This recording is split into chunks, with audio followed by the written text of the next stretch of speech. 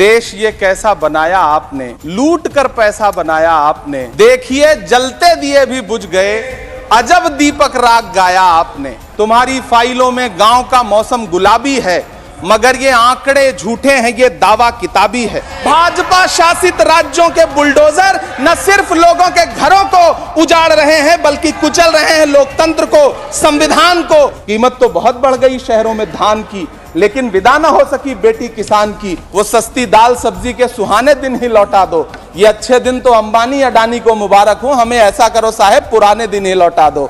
लोगों के सरों पर छत देने वाले प्रधानमंत्री जी के जुमलों से अलग उन्हें यह क्यों नहीं दिखता कि राज्यों में बैठे हुए उनके नुमाइंदे लोगों के सरों की छतें उजाड़ रहे हैं।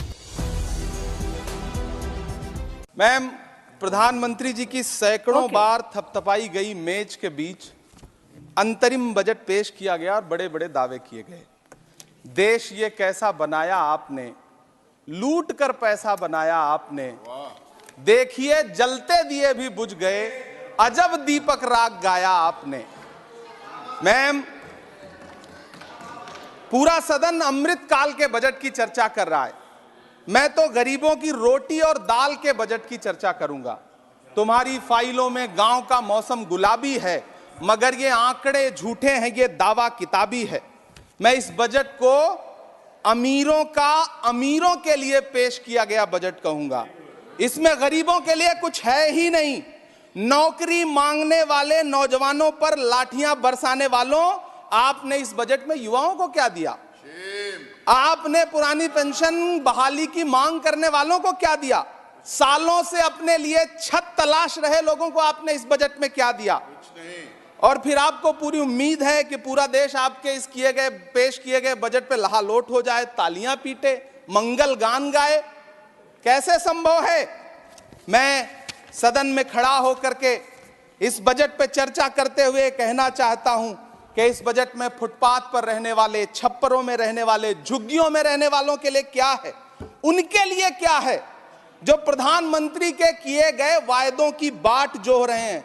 हर साल फरवरी की खूबसूरत सुबह और सजी हुई संसद से बरसते हुए झूठे वायदों की जवाबदेही कौन तय करेगा? कौन बताएगा कि 2022 में प्रधानमंत्री जी जो सबको पक्का मकान देने वाला वायदा किए थे उसका क्या हुआ? लोगों के सरों पर छत देने वाले प्रधानमंत्री जी के जुमलों से अलग उन्हें यह क्यों नहीं दिखता कि राज्यों में बैठे हुए उनके नुमाइंदे लोगों के सरों की छतें उजाड़ रहे हैं? उत्तर प्रदेश हो, असम हो, जम्मू कश्मीर हो, मध्य प्रदेश हो, भाजपा शासित राज्यों के बुलडोजर न सिर्फ लोगों के घरों को उजाड़ रहे हैं, बल्कि कुचल रहे हैं लोकतंत्र को, संविधान को, अदालतों के मेयार को। मैम, मैं आंकड़ों की बाजीगरी से अलग हट करके इस बजट पर एक बात कहना चाहता हूं। आंकड़े तो ऐसे हैं इस बजट के, ये कह रहे हैं 4 करोड़, वित्त मंत्री जी 3 करोड़ कहती हैं, प्रधानमंत्री जी 4 करोड़ कहते हैं। पहले तो आप इस झूठ में ही आपस में ही सलट लीजिए कि 4 करोड़ सही है या 3 करोड़ सही है। मैं आंकड़े तो ऐसे हैं इस बजट के मैम कि जो सुने वो बस पथराई आंखें लेकर किंग कर्तव्य विमूढ़ हो जाए। लेकिन झील में पानी बरसता है हमारे देश में, झील में पानी बरसता है हमारे देश में, खेत पानी को तरसता है हमारे देश में, जिंदगी का हाल खस्ता है हमारे देश में, दूध महंगा खून सस्ता है हमारे देश में।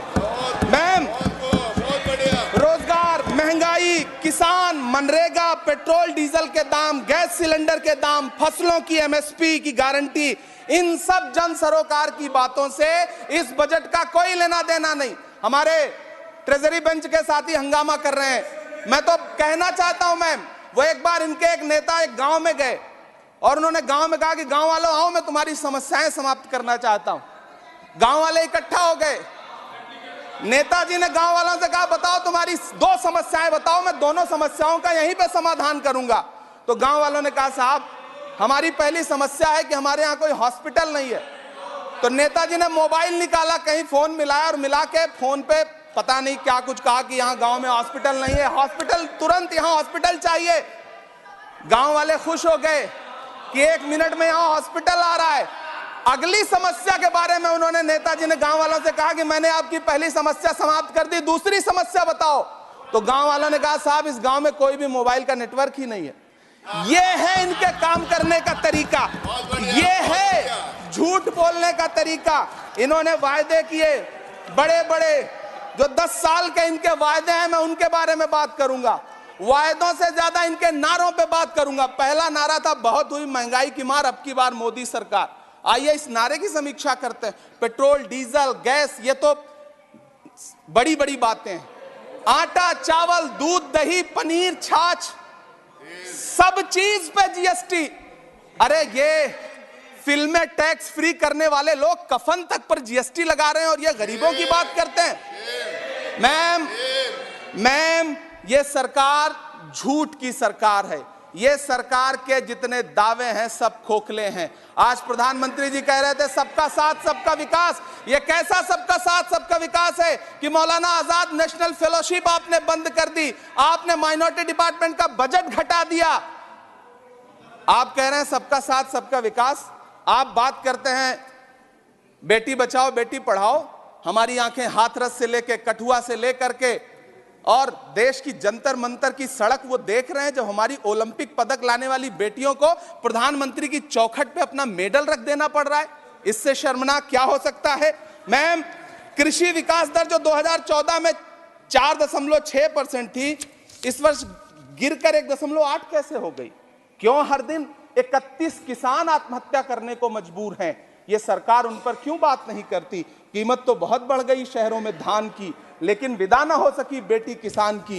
मौका मिला तो लोगों ने कुर्सी के वास्ते तस्वीर ही बिगाड़ दी हिंदुस्तान की, और आज बड़ी बड़ी बातें कर रहे हैं। मैं यहां पर आपसे खड़ा होकर के मैं अंत में इतना कहना चाह रहा हूं कि वित्त मंत्री जी ने बजट में ट्रेनों के डिब्बे को वंदे भारत कोच में बदलने का एक प्रस्ताव रखा अपने भाषण में। ठीक है, ये सुनने में कानों को बहुत अच्छा लगता है, लेकिन मैम ये सरकार ट्रेनों की सुरक्षा के बुनियादी मुद्दों पर एक शब्द नहीं बोलना चाहती। बालासोर हादसे में घायल हुए लोगों की चिता की राख अभी तक ठंडी नहीं हुई है। वंदे भारत के वीडियो पोस्ट करने वाली ये सरकार कभी भारत की जनरल डिब्बों की, रेलवे के स्लीपर क्लास डिब्बों की वीडियो अगर पोस्ट करे ट्विटर पे तब समझ में आए। बिहार से, इलाहाबाद से, लखनऊ से दिल्ली आने वाली, मुंबई जाने वाली ट्रेनें देख लीजिए, उनकी हालत देख लीजिए, तो आपको लगेगा कि ये वही ट्रेनें हैं। आज स्थिति ये है कि रेलवे स्टेशन तो छोड़िए, रनवे पर खाना खिला रही हैं आपकी प्राइवेट एयरलाइंस। अभी आपने जुर्माना लगाया है, नोटिस दिया है एक एयरलाइंस को। यह स्थिति आपने करके रख दी है ट्रेनों की, एयरलाइंस की। ऐसे में मैम कागजों पर तो आप कितना भी वंदे भारत और बुलेट ट्रेन सर पर दौड़ा लीजिए, लेकिन असल में भारत की ट्रेनों की डिब्बों की सवारियों की हालत देखने लायक है। अगर सरकार खुली आंखों से उसे देखना चाहे तो देखे और उनकी स्थिति सुधारे। आज प्रधानमंत्री जी ने अपने भाषण में यहां खड़े होकर कई बार न्यू मिडिल क्लास की बड़ी चर्चा की, न्यू मिडिल क्लास जनरेट करेंगे। लेकिन मैं तो यहां खड़ा होकर के सरकार से कहना चाहता हूं कि न्यू मिडिल क्लास का जुमला अपने पास रखिए। यह बताइए कि जो पुराना मिडिल क्लास है उसके साथ आप कैसा व्यवहार कर रहे हैं। आज उसकी स्थिति क्या है? आप अमीरों के कर्जे माफ कर रहे हैं, उद्योगपतियों के कर्जे माफ कर रहे हैं, और यहां स्थिति यह हो गई है कि जो मिडिल क्लास, उसकी जो रोजमर्रा की जरूरत की चीजें हैं उस तक पर आपने जीएसटी लगा रखी है। आप फिल्में टैक्स फ्री करते हैं, लेकिन स्टूडेंट्स के प्रतियोगी परीक्षाओं के फॉर्म की फीस नहीं माफ कर सकते। आपको बाकी जगहों पर टैक्स लेना है, हर जगह टैक्स लेना है। मिडिल क्लास से आपका कोई रिश्ता नहीं। मिडिल क्लास तो आपसे कह रहा है कि मोहब्बत, भाईचारे के दीवाने दिन ही लौटा दो, वो सस्ती दाल सब्जी के सुहाने दिन ही लौटा दो। ये अच्छे दिन तो अंबानी अडानी को मुबारक हो, हमें ऐसा करो साहब पुराने दिन ही लौटा दो। वो पुराने दिन जो बहुत अच्छे थे, वो पुराने दिन जहां लोग एक दूसरे से मिलजुल करके रहते थे। मैम इलाहाबाद, दिल्ली, कोटा जैसे शहरों में छोटे छोटे कमरों में अभावों के साथ पढ़ाई कर रहे युवा किताबों के साथ गल चुके हैं। उनके हिस्से अधेड़ अवस्था तो आई है, लेकिन नौकरी और रोजगार नहीं आया।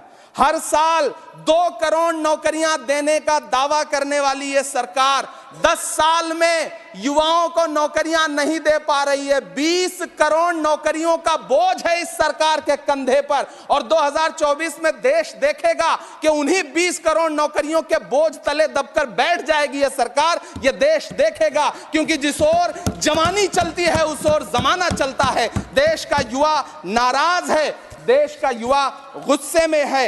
ऐसे में उसकी पीड़ा को इस बजट में कहीं भी आवाज देने की कोशिश नहीं की गई। मैं आपके बीच खड़ा हूं, मैं तो वित्त मंत्री जी का भाषण सुन रहा था। यह कहा जा रहा था यह अमृत काल का बजट है, यह अमृत काल का बजट है। यह कौन सा बजट है यह बाद में तय होगा, लेकिन मैं इतना जानता हूं कि यह इस सरकार का अंतिम बजट है, आखिरी बजट है। इसके बाद न्याय का बजट पेश होगा, जिसकी चर्चा राहुल गांधी जी पूरे देश में कर रहे हैं। न्याय का बजट, 5 न्याय, महिलाओं के लिए, युवाओं के लिए, सामाजिक न्याय की बात जिसकी चर्चा पूरे देश में राहुल गांधी जी कर रहे हैं, वो न्याय का बजट पेश होगा अगली बार। ये इस सरकार का अंतिम बजट है, अंतिम बजट है। अमृत काल में गरीबों की रोटी और दाल के लिए इस बजट में कोई प्राविधान नहीं है, कोई चर्चा नहीं है।